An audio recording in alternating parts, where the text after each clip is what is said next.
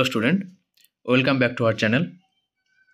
আজকে আমরা class 7-এর third সামারটিভ evaluation 2024-এর first পেজটা করব, যেটা তোমাদের গোস্ট অন দ্য বারান্দা পেজ থেকে রয়েছে। তো এখনও অনেক স্কুলে বা অনেকের পড়া হয়নি এটা, তো আমরা এটা করে নিচ্ছি, ঠিক আছে? তো দেখে নাও,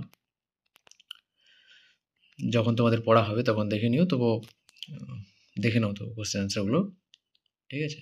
এখানে একটা ভূতের গল্প বলা হয়েছে এবং আমাদের যে লেখক রাস্কিন বন্ড, সে তার বন্ধুর বাড়ি গিয়েছিল এবং সেই বন্ধুর মা তাদেরকে ভূতের গল্প শোনাচ্ছিল, এরকম গল্পটা আছে আর কি। দেখো, Anil's mother memory was not astounding, ঠিক আছে? এটা ফলস হবে, কারণ অনিলের মায়ের যে মেমোরিটা সেটা কিছু প্রচুর তীক্ষ্ণ ছিল এবং কি যে সাপোর্টিং স্টেটমেন্টটা দেবে কি Anil's mother memory was stored with an incredible amount of folklore and she would sometime astonish with her stories of spirit and mysterious ghost, ঠিক আছে? তারপরে দেখো, মুলিয়া ওয়াজ অনিলস এল্ডার সিস্টার, এটা ফলস হবে কারণ মুলিয়া ওদের চাকর ছিল, ঠিক আছে? তো Mulia the maid servant having just taken a bath come out on the verandah with her hair loose, এটা ফলস হবে, ঠিক আছে? তারপরে দেখো, Anil's mother was sitting on a chair, তো এটা ফলস হবে কারণ এটা তারা সবাই খাটিয়াতে বসেছিল। তো এখানে পরিষ্কার লেখা আছে, দেখো এটা লাইনটা পেয়ে যাবে, Kamal, Anil and I sat on a string cot facing Anil's mother who sat on another cot, okay? যে অন্য একটা খাটের উপর বসেছিল। Mulia had a pretty black eyes, এটা ট্রু হবে, they are attracted by the long hair and pretty black eyes like yours. তো এই লাইনটার মাধ্যমে আমরা বুঝতে পারছি যে মুলিয়ার কালো চোখ ছিল। তারপরে দেখো, how would Anil's mother astonish the author and his friends, Anil's mother would astonish the author and his friends by telling them stories filled with incredible amount of folklore spirit and mysterious ghost. তো অনিলের মা কি করে তাদেরকে অবাক করে দিত, কি শুনিয়ে, যে সুন্দর সুন্দর ভূতের গল্প শুনিয়ে, ভয়ঙ্কর ভয়ঙ্কর ভূতের গল্প শুনিয়ে, ভূত প্রেত আত্মা এইসব গল্প শুনিয়ে তাদেরকে অবাক করে দিত। তারপরে দেখো, why was Mulia forbidden to leave for her loose towards sunset, কেন মুলিয়া তো কেন মুলিয়া তার সূর্য মানে অস্ত যাওয়ার সময় চুলগুলো ছেড়ে রাখছিল? Mulia was forbidden to leave her hair loose towards sunset because Anil's mother want her that spirit called jinns who are attracted to long hair and pretty black eyes might be tempted to carry her away, ঠিক আছে? তো forbidden কেন গুটিয়ে নিয়েছিল, এটা গুটিয়ে নিয়েছিল হবে, তো কারণ কি যে অনিলের মা তাকে বলেছিল যে একটা ভূত আছে যার নাম জিন্স, সেই জিন্স ভূতরা কি করে, যাদের লম্বা চুল আছে এবং যাদের সুন্দর সুন্দর কালো চোখ আছে তাদেরকে তুলে নিয়ে চলে যায়।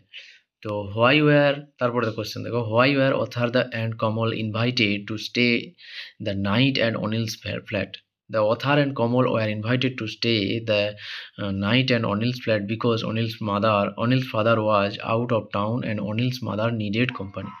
তো কেন অথার মানে লেখককে এবং কমলকে অনিলের ফ্ল্যাটে বা অনিলের বাড়িতে ডাকা হয়েছিল রাত্রে থাকার জন্য? কারণ কি অনিলের বাবা যে ছিল, the author and the Kamal were invited, অনিলকে ডাকা হয়েছিল কারণ অনিলের বাবা কি ছিল, যে আউট অফ টাউন, শহরের বাইরে গিয়েছিল, ঠিক আছে? তারপরে দেখো, how did Mulia reacts when she came to know about the activities of জিন, মুলিয়া কিভাবে রিয়েক্ট করেছিল যখন সে জিনের কথা জেনেছিল? মুলিয়া ওয়াজ হরিফাইড, মুলিয়া ভয়ঙ্করভাবে ভয় পেয়েছিল, when she came to know, যখন সে জানতে পেরেছিল, অ্যাবাউট দ্য অ্যাক্টিভিটিস অফ জিন, জিনের কাজ সম্বন্ধে বা জিনের সম্বন্ধে। সি হারিডলি টায়েড এ নট, সে ফট করে কী করলো, তার চুলটাকে বেঁধে নিল, বেনুনি করে দিল ইনার হেয়ার, তার চুলে, and went indoors to be on the safe side, এবং নিরাপদ আশ্রয়ে যাওয়ার জন্য ভেতরে ঢুকে গেল, বাড়ির ভেতরে ঢুকে গেল। তারপরে দেখো এখানে একটা দিয়েছে, মিনিং খোঁজা দিয়েছে। তো অলার্ড, অলার্ড মানে কি অ্যাট্রাক্টেড, আকর্ষিত, ঠিক আছে? তারপর হ্যাস্টিলি মানে কি হবে, হারিডলি, ওকে? তো তাড়াতাড়ি এটা। তারপরে দেখো এখানে ওল্ড জন মানে তোমাদের ইকোয়িং গ্রাউন্ড থেকে এই কবিতাটা দেওয়া হয়েছে। তো তো এখানে দেখো প্রথমে কোশ্চেনটা যেটা আছে, the old folk among with John are sitting, তারা কি করছিল, sitting under the oak tree and লাফিং অ্যান্ড এনজয়িং দ্য সিন। তো হাসছিল এবং তারা দৃশ্যটা দেখে উপভোগ করছিল। তারপরে দেখো, the joys were alike when the old folk recall their youthful days on the ইকোয়িং গ্রাউন্ড। ঠিক আছে? তো তারা কী করেছিল, তারা বসে বসে কী করছিল, তাদের যে শৈশবের দিনগুলোর কথা মনে করছিল। Seeing the sports of the children the old person love and reminiscing about their own childhood. ঠিক আছে? তো তাদের সেই ছোটো ছোটো শিশুদেরকে দেখে সেই বৃদ্ধ মানুষেরা হাসছিল এবং নিজেদের কথা, নিজেদের শৈশবের কথা মনে করছিল। তারপরে দেখো, name the poet and the poem. তো প্রথমে কবিতার নাম কি বলছে, কবিতার নামটা হচ্ছে দ্য পোয়েম ইজ দ্য ইকোয়িং ground and the poet is William Blake. ঠিক আছে? এরপরে আনসিন আছে, আনসিনটা তোমরা পড়ে নেবে। আমি একটু সামারিটা বলে দিচ্ছি যে এখানে ভিক্টোরিয়া মেমোরিয়ালের কথা বলা হয়েছে এবং ভিক্টোরিয়া মেমোরিয়ালটা কেন প্রথমে কেন গড়ার কথা চিন্তাভাবনা মাথায় এসেছিলো এবং কে গড়েছিল। ঠিক আছে? এখানে সার্ভে করা হচ্ছে একটা, আর কতটা এরিয়া নিয়ে এগুলো মানে এটা ভিক্টোরিয়া মেমোরিয়ালটা আছে। ঠিক আছে?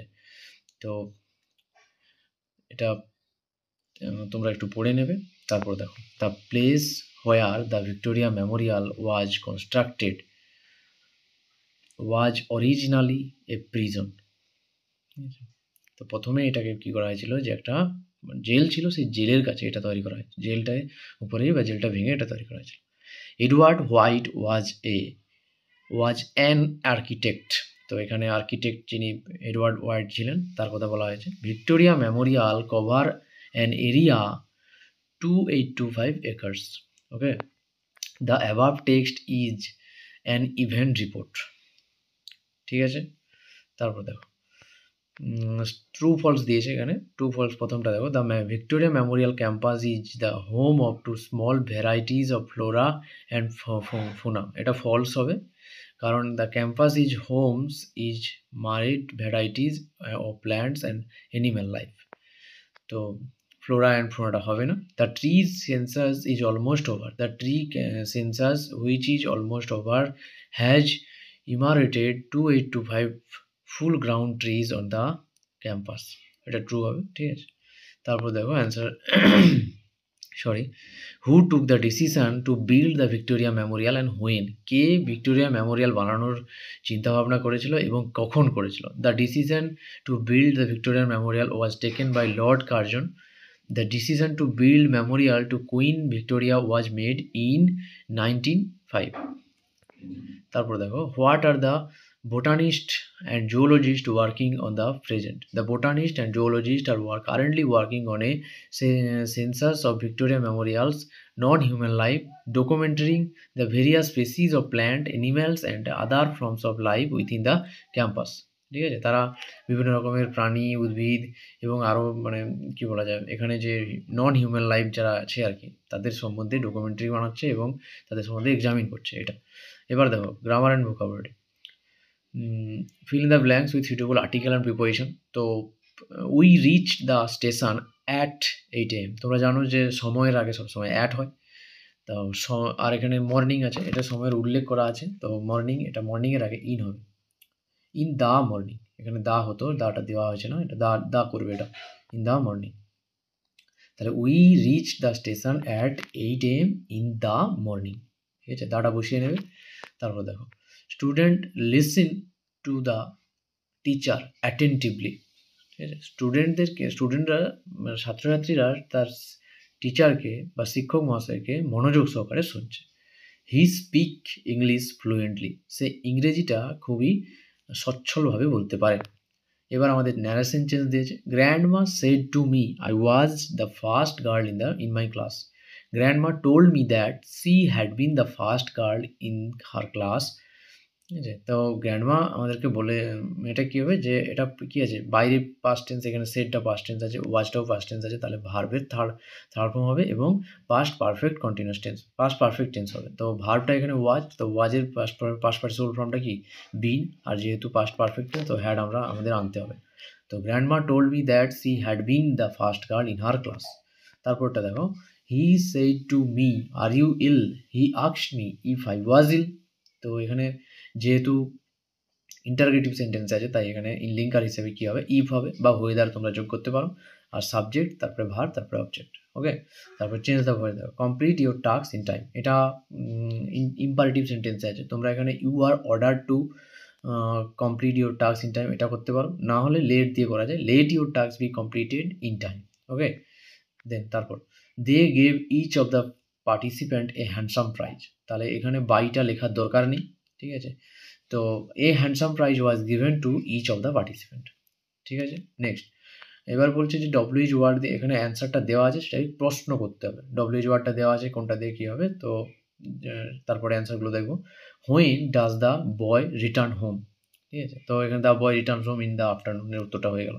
তারপর আবার কোয়েশ্চেন করছে how long did he wait for you, সে তোমার জন্য কতক্ষণ ওয়েট করবে, he waited for you for two hours. তারপর বলছে যে how many boys does he want to complete the work, he wants two boys, কতজন ছেলেকে দরকার, তার দুজন ছেলেকে দরকার এই কাজটা করার জন্য।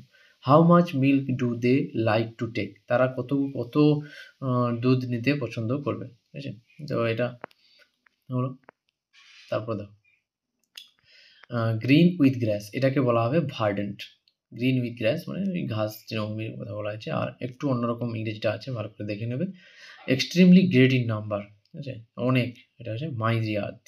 ওকে, তো এই পিডিএফটা যদি তোমরা কেউ নিতে চাও তো আমাকে এই জিমেল নাম্বারে বা এই জিমেলটা যে আছে এখানে মেল করো, মেল করে জানাও, ঠিক আছে। আর এই ভিডিওটাকে তোমাদের বন্ধুদের সঙ্গে যত পারো শেয়ার করো, কমেন্ট করো, ঠিক আছে।